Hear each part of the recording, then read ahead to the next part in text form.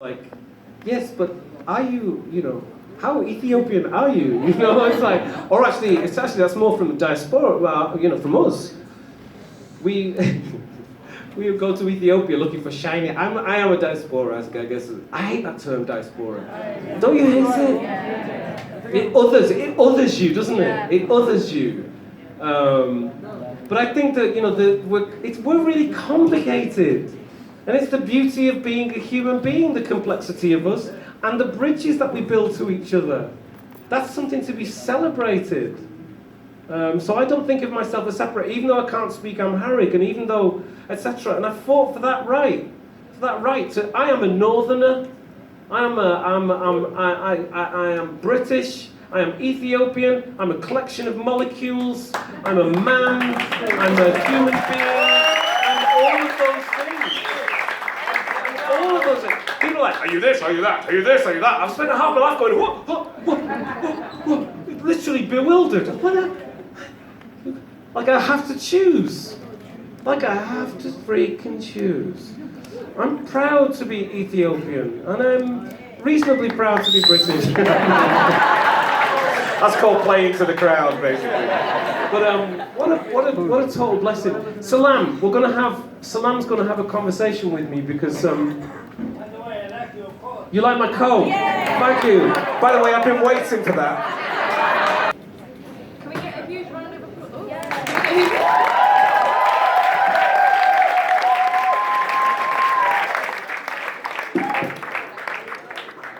Bahal, which means you deserve it.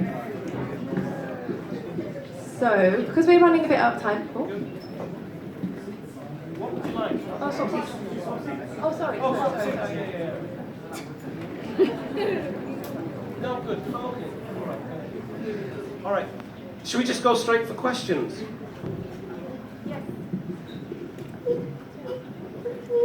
Yeah.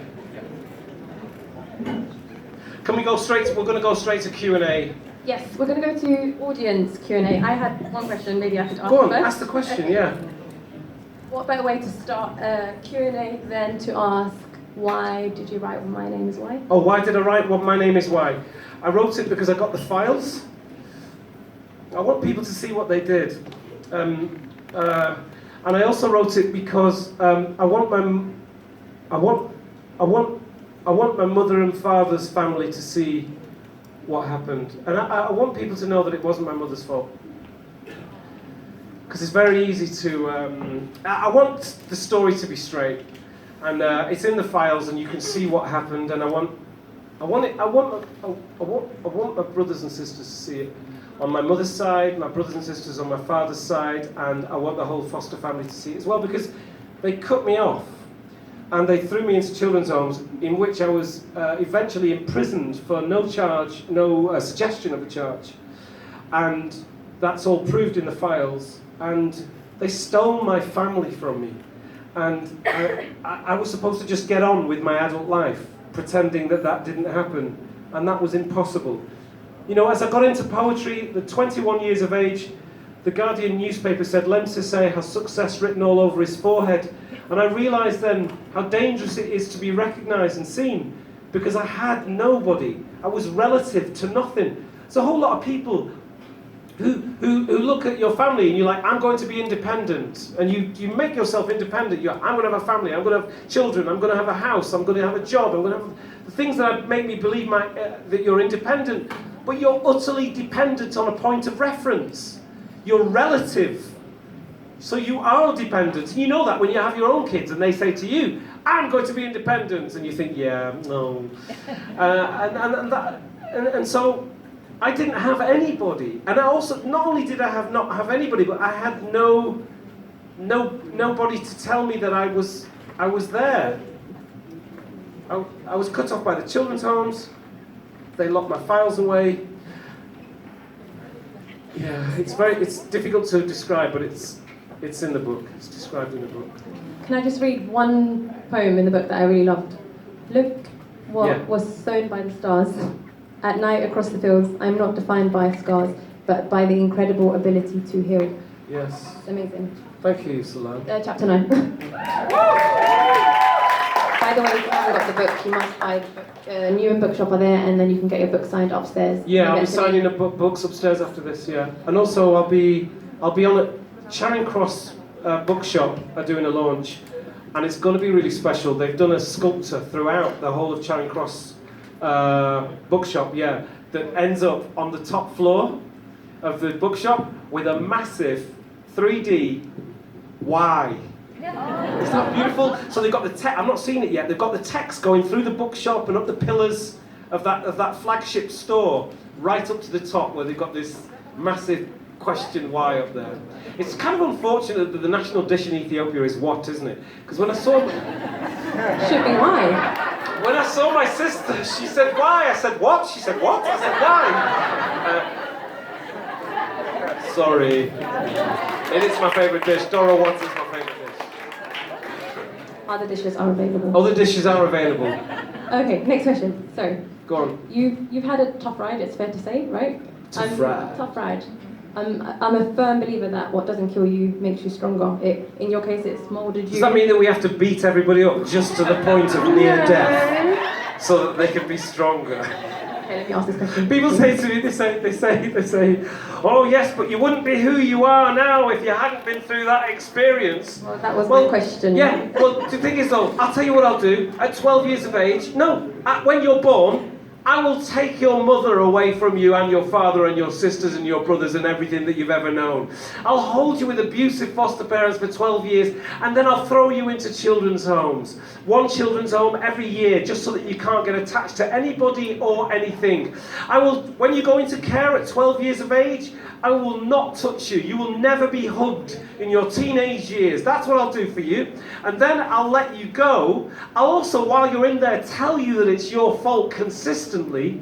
I'll let you go at 18 with nothing, nobody. I'll discourage you from going to university. I'll think small of you. I'll write reports about you to make you feel that you are actually not worth doing anything for in the first place. At 18 years of age, everybody, the hundreds of people who fingered their way through your life, I will make them invisible to you and leave you on your own. Now, once that's happened, you can become strong. And so I suggest that we do this. We actually practice this. See, I am the person who I am in spite of what happened to me, not because of it. And if you, I swear to God, and if you read my files, you can see it. You can see it. I was that kid from like the day dot. Somebody said to me, your light shone too bright, Lemn. See, the reason they put me into care, it's in the records, shall I say, is because I outshone my brother.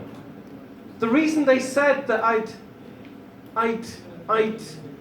came downstairs to threaten to kill all the family, except for baby Helen, is because I'd been fighting with my brother upstairs, and I'd said to him, I'm going to kill you.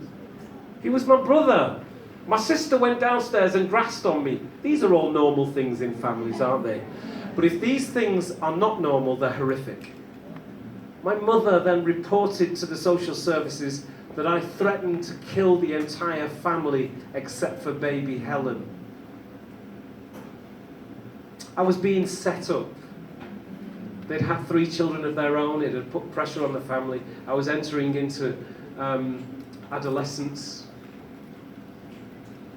And they said that I had the devil inside of me, and I just wish at the breakfast table I'd have said, "Pass me the ketchup."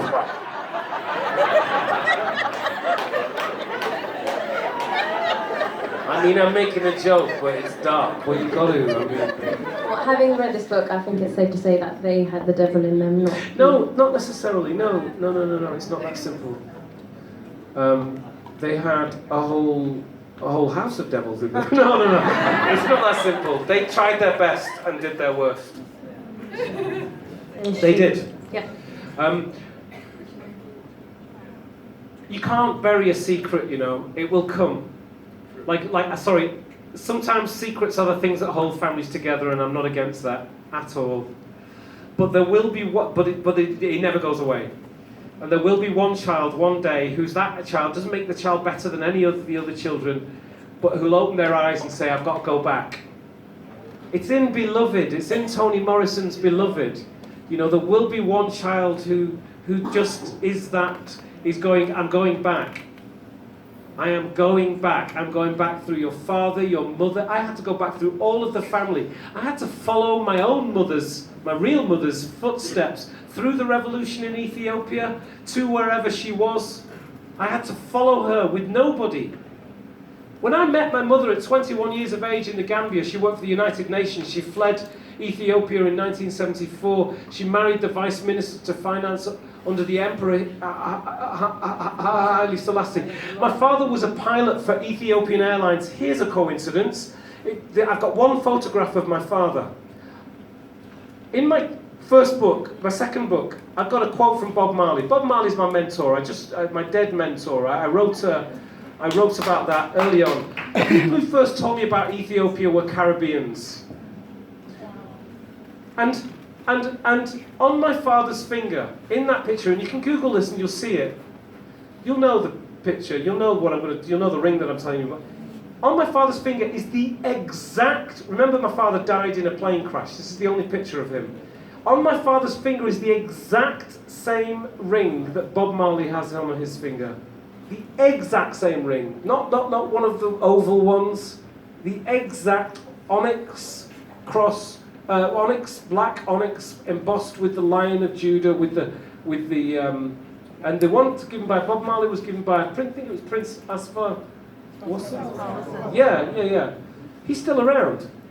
I know him. I've gigged with him. I put him on stage at the Huddersfield Literature Festival. It's a joy. It's beautiful to be back. You know, these stories mean that all of what has happened was meant to be. Period. My name, Lemon. The question, why? The poet. The name Norman that the social worker gave me. My middle name was Mark, the name the foster parents wanted to give me. Norman Mark Greenwood. I looked at Mark. Coming back from Belfast from a gig, I went into the quiet room. It's funny because the assessment centre had a quiet room in it, which is a padded cell. And I saw Mark. There was something called Mark there. I just went into the quiet room. I've never been into it before. In Belfast only a year ago. A year ago. And I saw Mark and I thought, I'm going to have a look at this. It was about the book of Mark in the Bible. It was a little pamphlet about it. And I thought I'd open it. And I opened it. And it said, the stone that the builder refused shall be the head cornerstone. And that line I only knew from Bob Marley up until that point. I could listen to you talking for hours. I don't actually. And Norman means man of the north. Sorry, Salam. And Salam, thank you for inviting me here, by the way. It's Salam that made all of this happen. Can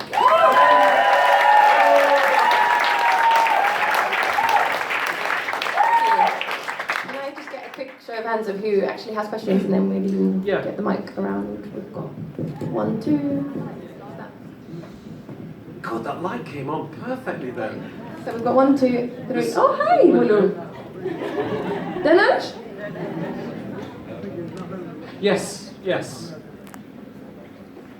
Hi, Salam. Salam. Who gave you your name? Lemon. Good question. My name was given to me by my mother, Lemn Sissay, and she gave it to me in the north of England after she'd been through hell in this mother and baby home. And you've got to see the book because you've got to see what my mother... I've already bought You've got it. You've got to see, because I print her letters in it. So you see, and remember she was 21. She was on the bridge between childhood and adulthood. She was coming to England at the height of the Emperor's popularity. You know, Addis was kicking in 1967. She was part of a generation of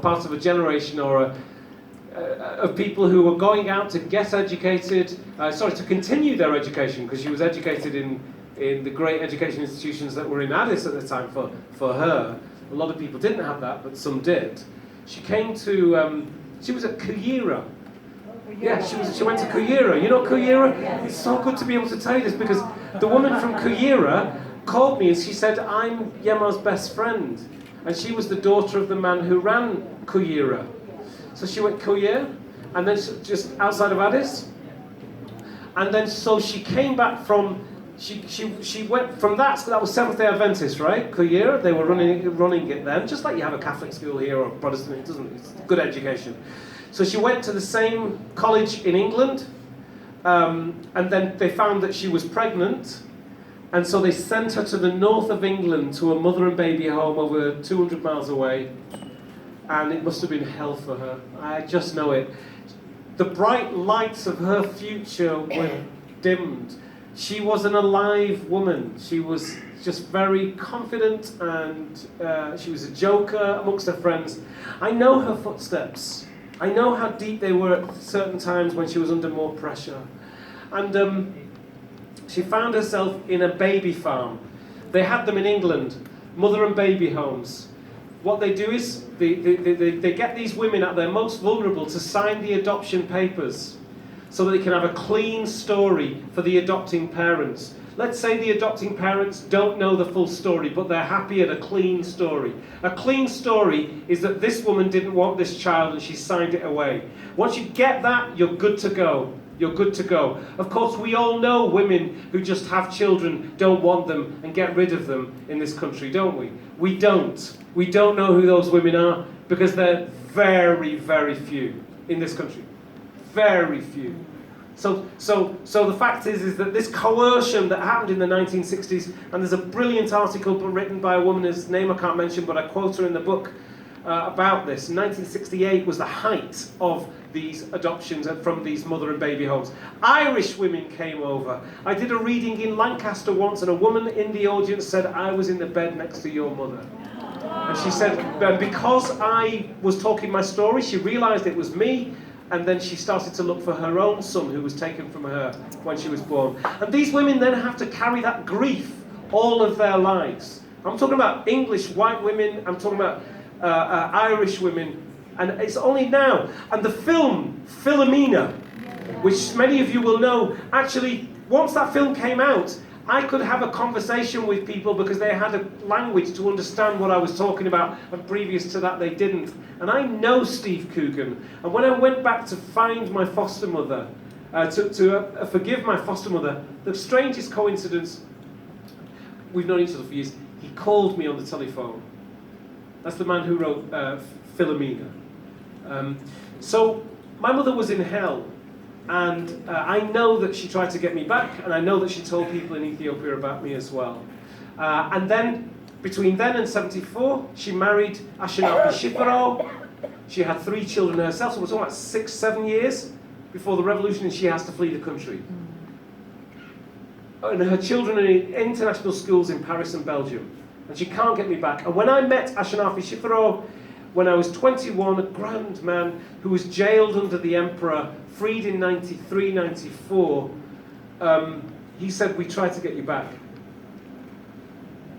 So it's really, the easiest thing to do is to blame the mother. It's what it's what happens over here. Oh, people, those mother and baby homes would not be built if it were not for our communities going, well, she shouldn't be having a baby. Look at her, she's not well enough, she's this, she's that, she's the other. That's what makes those institutions happen. It's really easy to blame the nuns, blame the doctors, blame the social workers, etc. It's us. The prejudice is in us. We're the ones who allow those institutions to be made. Thank you, Lemon. I don't want to cut you off. It's like if you were a pregnant woman, you were an estrogen terrorist in 1967 in England. We've got I think time for 2 more questions. Yeah. Hi. Sorry, long answers. So we're I've got the microphone. That was a good question. Hi. So the question is, why does she call me why? Can I go on with my question? Yes, of course you can. Yeah, of course you can. Sorry, what are you? I'm I know here, that voice. I'm here. I know that voice. Yeah. How are you? Hi, how are you? So good to see you. It's good to see you. You know, this woman works for the BBC. She's Ethiopian. She's been representing for years. Yeah. Yes. No, just a quick question. Just wanted to know if your foster parents actually, or your foster mum, told you about your identity as no. No. Okay. My name was Norman. Okay, so they... You know, the lie was right there. When I left the children's homes, they had to legally give me my birth certificate. Right. It had Lemn Sissay on it. When the social worker, Goodman, told me that that was my name, and he said somebody did love you, your mother. I've been lied to from birth. I've been experimented on. Thank you. Thank you, Hewitt. Yes. Okay. Yes, Dred. Yeah. My name is McConnell. McConnell. I'm a big fan of you. Yes, By the way, I like the picture there. thank you. It's yeah. It shows your confidence as an Ethiopian heritage. Really? Yeah, yeah. So beautiful. You are descendant of Emperor Theodorus. That shows. My son's name is Theodorus, by the way. Oh. Yeah. My question is. Yeah. So, what was your reaction the first time you know that you are from Ethiopian parents, and what is the cultural coincidence or cultural shock you interacted? The culture shock. Yeah, the cultural When I shock interacted with Ethiopians. with Ethiopians. Yeah. So Thank it you. was like 29 when I first went to Ethiopia. It's a documentary called Internal Flight with the BBC. Family is a set of people taking photographs of the same event and then arguing about which photographs to use in the editing suite in the final version of the film. Family is a set of disputed memories between one group of people over a lifetime. There's a reason that I've said all of this, and it's just gone. Sorry. The question was...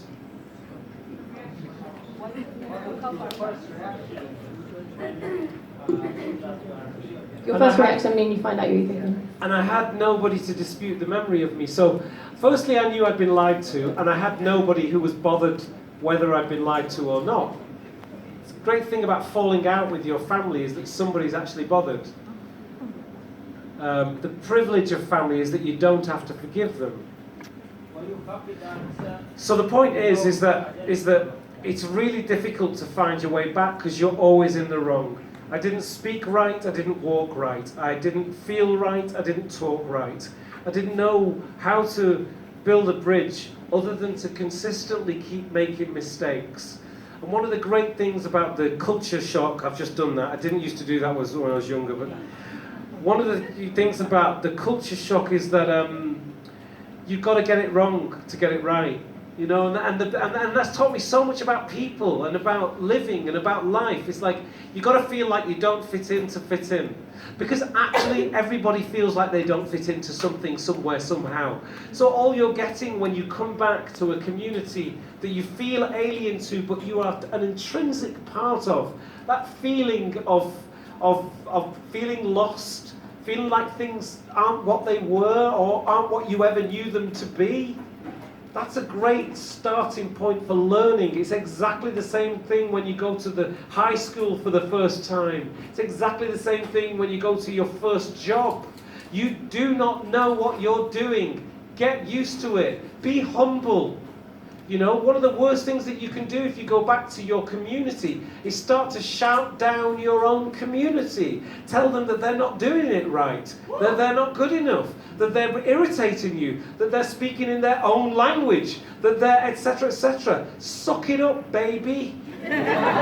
Suck it up, it's going to be okay. Be vulnerable. Be honest. Know that you don't know. You know, and I think learning these things have allowed me to be a strong part of my community. You know, whether that's Wigan, and by the way, there are people who hate me where I'm from in Wigan. You know, they hate me because I've grown, and they're angry. It's my job to understand that. I think they hate me as if it's millions, like one guy. One guy in a village in Tilsley. So there's two more questions. Yes. Can we try and merge the two questions Yes, together? merge them together. All right, thanks. Right So there. that's I I am also- absolutely, by the way, loving this. All right, to the question. I really like your book cover. I'm just wondering if they're your brothers and sisters. And the second question that I have is, it might be silly to ask you about your opinion about fostering, but do you think we should foster kids somewhere where they can speak the language, same culture, same identity, or it doesn't really matter as long as foster parents are really good? Thanks. And then the next Okay. question quickly. Oh, that's a Is that big too one. much? Okay, Is that too yeah, much? go on. My question. My name is. This, by the way, this better be a good question. This is the last question. Everybody here is thinking, my word, I wish I asked that question. This question has got to be so good that the whole audience is thinking, this is the most beautiful question. So yes, my friend, go ahead. Indeed, it is. Boom! My name is Tolda Burhana, Yeah. meaning the light is born, right? Beautiful. Then you go on Twitter. How do you do it? Say night. How do you wake and shine? I keep it simple. Say light. One day at a time. What's you and light? I don't know, but I love that poem. I wrote that. On Twitter, Yeah. after How my do you prayer. do it? How do you do it? You and light. How do you do it, said light? How do you wake and shine? I keep it simple, said light. One day at a time. I'm going to answer the question about fostering.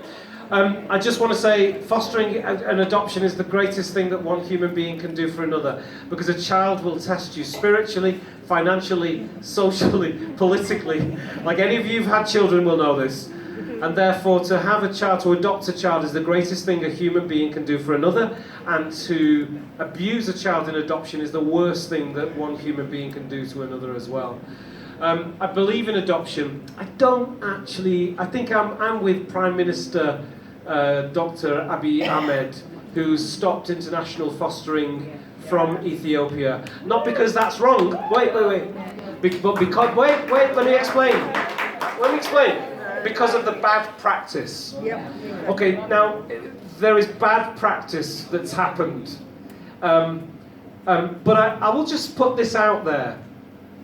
If I think that back in Atherton, there are some children who are who are not being looked after on the housing estates, and there are in England, I think I have a solution for those, especially for the babies.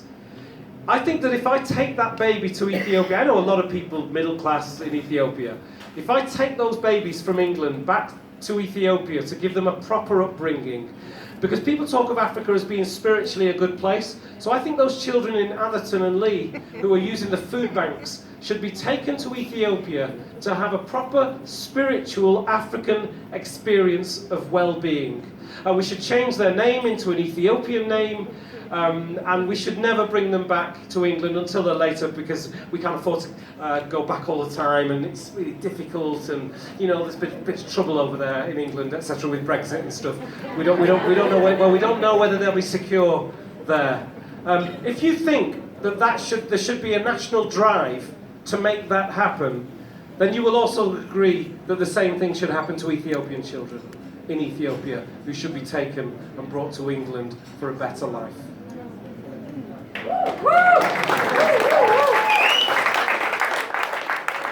Thank you so much. But I've got to say this, I know too many incredible people to say that it doesn't work. In other words, if I say that international adoption doesn't work, Jackie K would disintegrate. Okay? So occasionally it does work. But I just want to say this. This land grab for children around the world by the English, it happened for a reason. So if you go down to the National Portrait Gallery and if you look at it, because everything has a history. The National Portrait Gallery, and see the pictures on the wall, the little African babies, and see what Victoria did to Alemayehu, how he was stolen from Ethiopia. You'll see that this doesn't just come out of the blue. This saviour complex for children from Africa it didn't happen by accident. Your need to do that is utterly connected to your own fucked up history. Sorry to swear. But it's true. And it is so true, it is ridiculous. And all you've got to do is look at the past. When did taking babies from other countries begin with the English? When did it begin? Just do the research. There's a history to this. And you're part of that history. I'm sorry to say that so frankly, but it's true. And actually, if you were to see this land grab of children, you would see how ugly it actually is. Gosh, I almost don't want to say that because I know that loving couples want to adopt and foster. So this isn't saying that it isn't saying that the will to do it is wrong. It's saying just take a proper look at yourself, because it also negates the fact that there are lots of adults in Ethiopia. Which brings me to the charitable section of children's homes in Africa. What is that? What is it when children dance when people come to see them in children's homes? Do you think that's right? Do you think that we should do that in England? Do you know what it is for a child's psychology to dance for people who take pictures of them when they come to see them in the children's homes? It's just wrong. It's wrong to hug those children and disappear. What does it mean to a child in a children's home that strangers come, hug them, take a picture and disappear? What psychological effect will that have on a child? They are closing the children's homes in England at the moment. They're closing them. 80% of the care system is fostering. So think about that. When you, and that's Ethiopians as well as non-Ethiopians, go back to Africa and visit children's homes, look at the faces of the children who are dancing. Tell me they think that's okay. Ask me why they're doing it for money. That you will give money. Oh, so there's an economy here. Oh, so there's something happening. Who runs the children's home? Who runs the children's home? Who owns the person who owns the children's home? How did it get set up? Who's regulating it? This industry's happening throughout West Africa, through the colonies. Do you know why those children's homes started? Yeah. Colonialism. It had nothing. The colony of religion and the colony of the economic colonialism. We didn't have children's homes pre-colonization in Africa, and I know that Ethiopia wasn't colonized. Of course I do, but the colonies used religion set up the children's homes. Oh my God, and there's some horrific stories of children being stolen from their parents. Look at the charity Hope and Homes, and you'll see what goes on. Rwanda has stopped most children's homes. Sorry, this is really contentious because I know that some people here will have friends who are running children's homes. But the questions have got to be asked, and now that they're being asked, they can't be unasked. You can't not see that now when you go to Ethiopia or to West Africa and to a children's home.